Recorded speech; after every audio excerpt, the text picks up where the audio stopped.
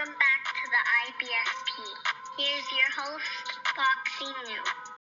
Edgar Berlanga going for the knockout. Look, let's break it down honestly and objectively as possible. And Edgar Berlanga has come out and stated that, of course, I'm going to take chances against Canelo Alvarez. I want to knock his ass out too. My nuts is this big. I got the cannon right here. He's never got hit by this before. So Edgar Berlanga basically promising the fans that, hey, he's not going to go in there afraid, timid, bashful, shy. He's going to go in there looking to lay the smack down on Canelo Alvarez, looking to put hands and feet all over Canelo Alvarez. This is what Edgar Berlanga is saying. He's not going to be on the back foot. He's not going to be running. He's not going to be...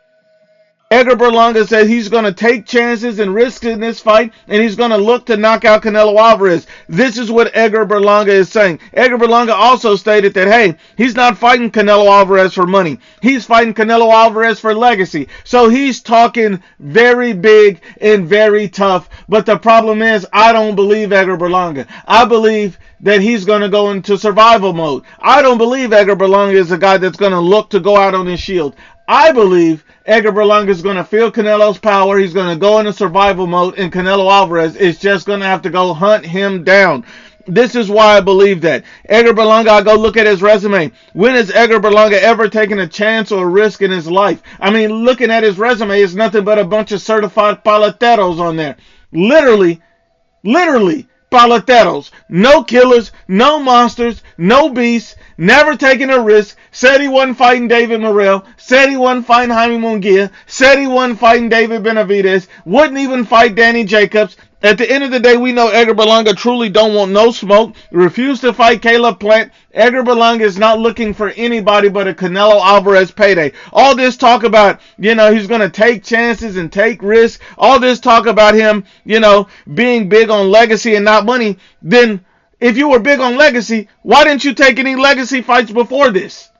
Why didn't you take any legacy fights before this? Explain that to me. Because you had 22 fights and didn't fight one top fighter. Not one. Not one. But you're big on legacy. You're going to go in there against Canelo and take risks. The same man that bit another man's ear because he got frustrated. I don't believe Edgar Berlanga. He's going to have to make me believe him. He's going to have to go in that ring and show me that he's really the guy he says he is, because I don't believe anything that comes out of his mouth. This is like when Danny Jacobs said, hey, I'm going to knock out Canelo. And then when he got in the ring, Canelo Alvarez outboxed, schooled him, whooped his ass, and then Danny Jacobs started making excuses. You came in to fight the bigger man, the heavier man with a weight advantage, height, reach, size advantage, said you were going to knock him out, but then got your ass whooped when you were in the ring. See, all that tough talk don't mean anything to me. This is the same thing when Jermell Charlo said he's the bigger puncher than Canelo. He has more power than Canelo. He's going to surprise Canelo with his power. He didn't surprise anything because all he did was run a track meet. He's a track star. That's all he did.